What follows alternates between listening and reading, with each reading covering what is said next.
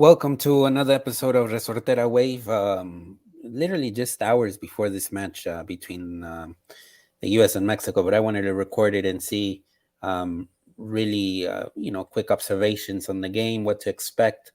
We're starting off real quick with the lineup that supposedly Orbañanos put out yesterday. I think it's pretty straightforward, intriguing to see a backline of three with Reyes, Araujo, and Guzman. Guzman has been one of the standouts, no, for in Mexican football as a young center back.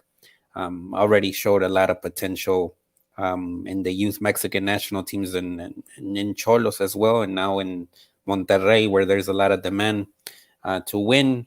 And definitely, I think Monterrey will be a candidate to win the title in the Liguilla.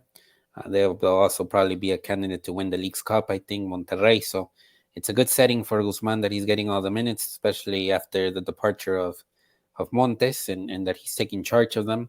Reyes, moving from Puebla to America, big change in his career and looks pretty solid. Has been getting a lot of looks with Coca so far. Araujo will get his first start in the Coca era. I think it's important, for him to get minutes. For him to find a little bit his role in the national team, I think will be important. I think Jorge and Kevin will still be in the mix, but they haven't been so spectacular, especially at the start of this process, which is still a young one. Let it be. The offense, Antuna, Vega, we know what they can offer. They've been around together since youth 23s with Lozano. De La Rosa, I think, has won his role or his opportunity. Of course, Henry Martin not being part of this it helps his case, but I think De La Rosa, quietly has won a possibility or an opportunity to claim an important role in the national team. Chavez, since the World Cup, continues to appear in 11. It seems that he and Ochoa are two players that we're going to see consistently. It remains to be seen how Coca will manage the Gold Cup situation and the League's Cup, not the League's Cup, the Nations League. If it will be similar squads or how that's going to work. Remember, the calendar's already tight. Liga MX sites are also going to put their considerations into that, considering the League's Cup will be coming right after, around the Gold Cup time afterwards or somewhere around there. So all that. Acevedo gets an opportunity. A lot of people wanted to see Malagon, depending on the first half and how the game plays out. I wouldn't be surprised if Malagon sees a second half performance if Acevedo starts, but it all depends on how things turn out. I really think that this match in particular, it's one of those matches where a lot of things can go wrong for Coca.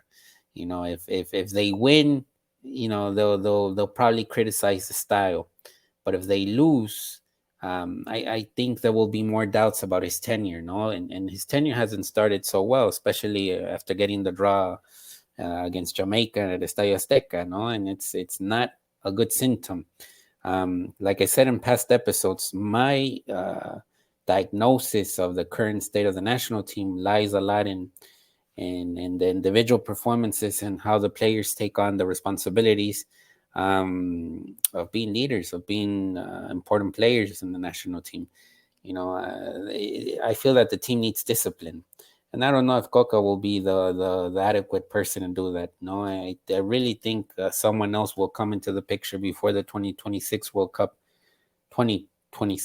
correct?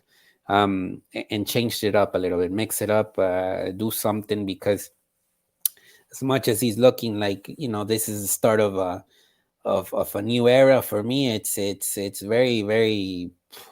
I think this week I heard the term interim, and I do feel like it does feel interim. I don't think he will remain or he will be the coach of a national team in the World Cup.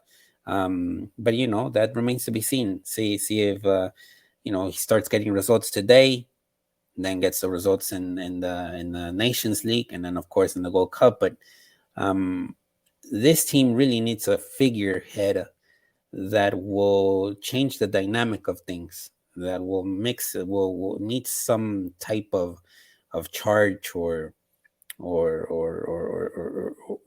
don't know, someone to act like a thunder, like a lightning bolt into the team and just change it, because the panorama of it looks very dire. It's not a situation that looks optimistic. There is a lot of still shakeups going on in the federation, which I think don't help.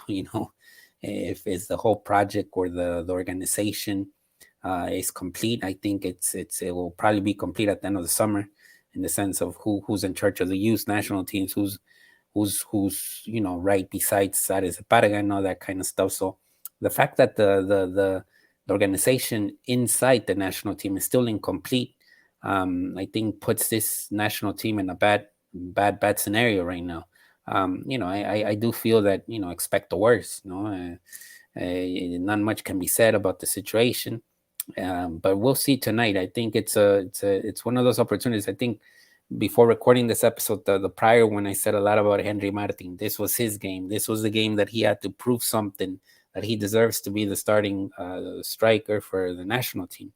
Well, he's not playing, due to injury, and I know he's doing well in the league, but this guy needed some moment where he can prove why he deserves to be the starter, and he's not getting it. So he's going to be thrown right into the Nations League and expected to do the same as an America, especially if he closes the season with America in impeccable fashion in the Liguilla. And I don't know if he's up for it. I still have many doubts there. There's still doubts about will Rogelio Funes Mori return into the picture? Will Chicharito return to the picture? I think that's still up in the air, to be honest. So the situation of the national team is still very, very blurry, and I think all this blurriness surrounding the national team will ultimately prevent it from achieving good results. And at the end, I think it will be the quick end of the Diego Coca era. He's a manager that, in my opinion, I know that he won the Bicampeonato with Atlas, but he's not the manager for El Tri. So that ends my episode for Resortera Wave. Let's see what happens in the game. I won't watch it. I'll be out at the Yankees Angels games. But let's see what things or what happens. Hopefully something interesting, and we can talk about it in another episode. Thanks for watching.